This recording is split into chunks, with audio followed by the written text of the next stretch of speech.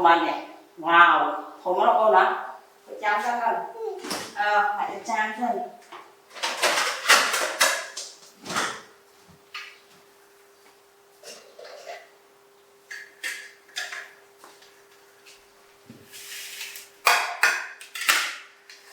trang đi không biết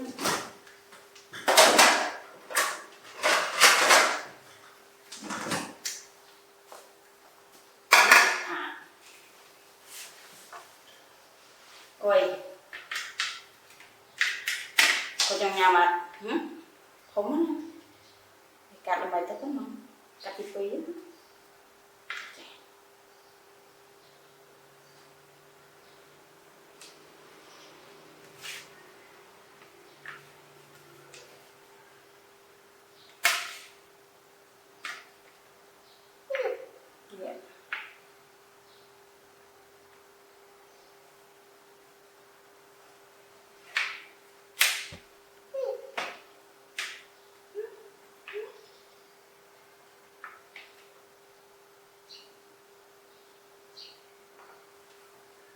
yeah.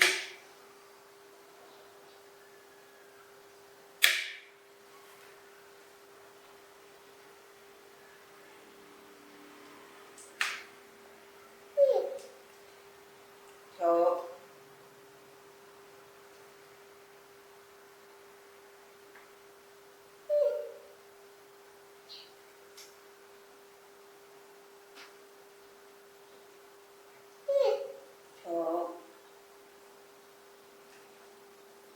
cái lẹp thức muối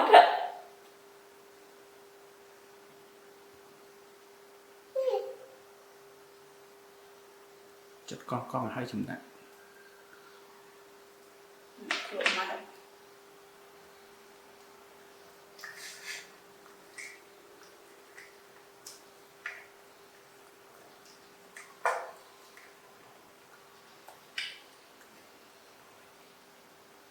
nó đã bị trôi rồi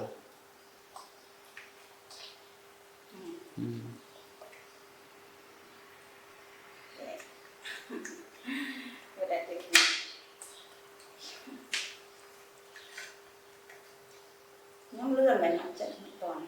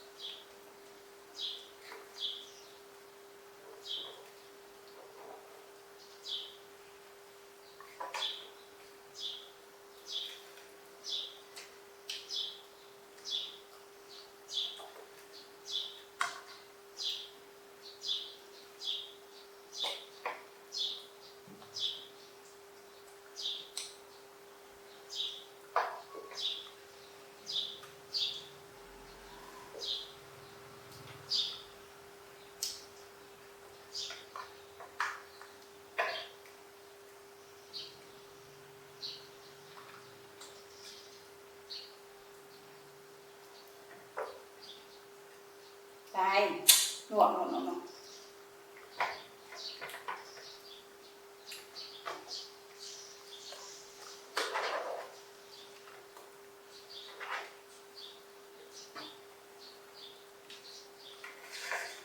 cái nó anh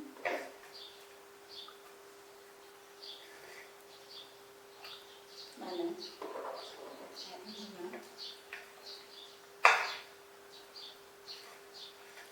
cái nhắm ông thì chưa lên đầu gì đâu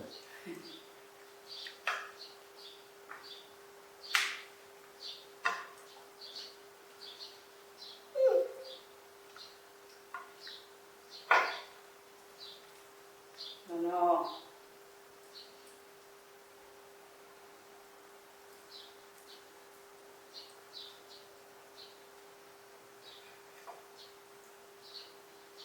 Hỏi tung mù rồi.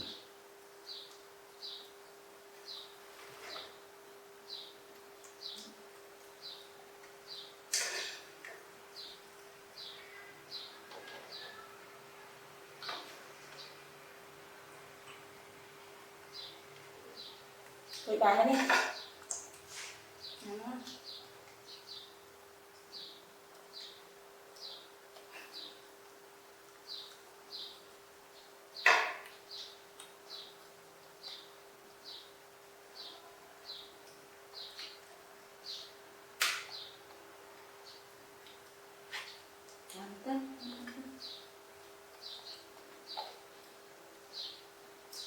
Này tao một con.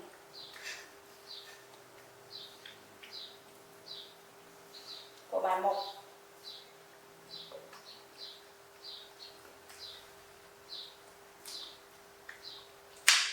Hai mươi trang này đặt nó. Đó. Ừ.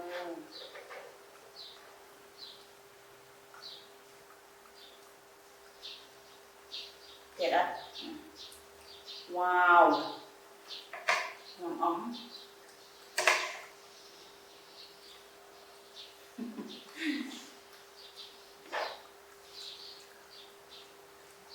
Cô nhắm thôi á. Hãy làm vậy. Đặt lên chai còn đặt lên chai. Đã đẹp.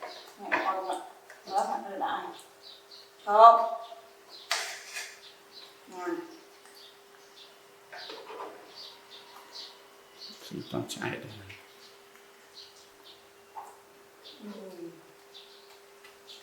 Cô đi nhắm xuống, nhắm bay cái nọ. Ừ. Đây đây. Wow. Tiết rồi.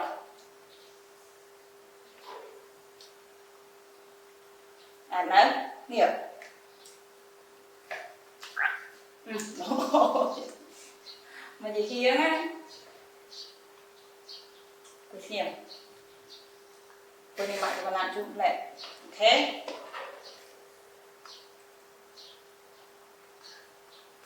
Cô con cô. Cô nhé. Cô nữa nè. Mạnh và làm chút lại. Ok. Cô. Nó là ngay. Cô xem. Rồi.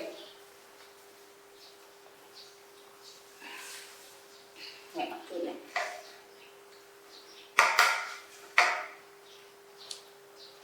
Trong chút đẩy. Đây đây. Ấy, chút ngoan đây, chút ngoan tiên. Nó chút ngoan đây. Chút đại ra này. Chút đi này. Làm quay nhỉ. Ê, chắc là cái phải là cô chưa?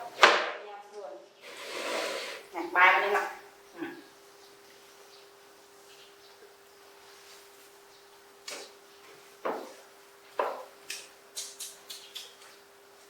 Hiền. Tam chút ngon. Tam chút Trong ngon. chút ngoan thì chút ngoan đấy.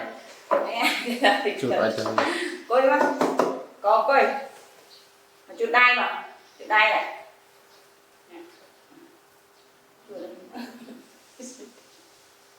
Đấy.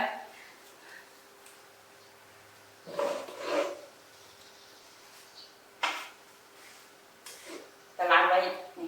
Ta hai. Coi đi. Trộn nhằm ra đi rồi. Trộn nhằm này. Đây đây. Quả chảo. Bán này coi nữa.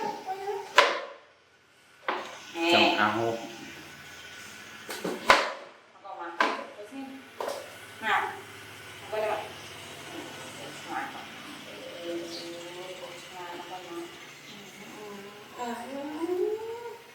Sống anh nhé.